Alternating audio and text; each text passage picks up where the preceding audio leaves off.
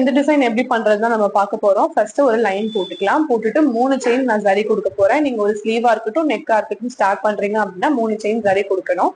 So zari கொடுக்கும்போது ரொம்ப சின்ன சின்ன செயினா கொடுத்தீங்கன்னா உங்க ஒர்க் பார்க்க ரொம்ப ப்ரொஃபஷனலா இருக்கும். ஸோ ஒன்ஸ் ஃபினிஷ் பண்ணதுக்கு அப்புறமா நம்ம சுகர் பீட் கொடுக்க போறோம். ஸோ சுகர் பீட் பார்த்தீங்கன்னா நிறைய நம்ம லோட் பண்ணிக்கலாம். ஆனா நீங்க எவ்வளவு லோட் பண்ணாலும் இன்சர்ட் பண்ணும்போது டபுள் பீடா தான் இன்சர்ட் பண்ணி ஃபினிஷ் பண்ணணும். அடுத்தது ஒரு 4mm பீடு ஒரு சுகர் பீடு, இந்த 2 பீடு காம்பினேஷன்ல நான் ஒரு லைன் கொடுத்துக்கிறேன். ஃபினிஷ் பண்ணதுக்கு அப்புறமா இதை க்ளோஸ் பண்றதுக்காக ஒரு சுகர் பீட் லைன் கொடுத்துக்கோங்க. ஒன்ஸ் இதுவும் ஃபினிஷ் ஆனதுக்கு அப்புறமா ஹாஃப் பீட் எடுத்துக்கணும். ஹாஃப் பீட் எடுத்துட்டு ஒரு half bead 2 medium chains, large chains போடாதீங்க, ஸ்மால் செயின் போடாதீங்க, 2 மீடியம் செயின்ஸ் போட்டுக்கோங்க. ஸோ இந்த மாதிரி போட்டு ஃபினிஷ் பண்ணிடுங்க.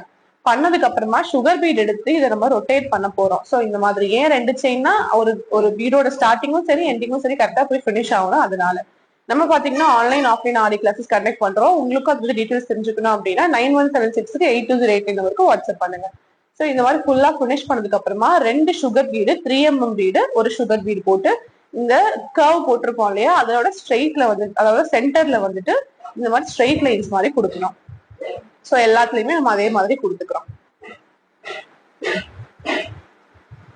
ஸோ நம்ம உள்ள பார்த்தது 4mm பீடு, இப்ப வெளியே வைக்கிறதுக்கு பாத்தீங்கன்னா 3mm பீடு.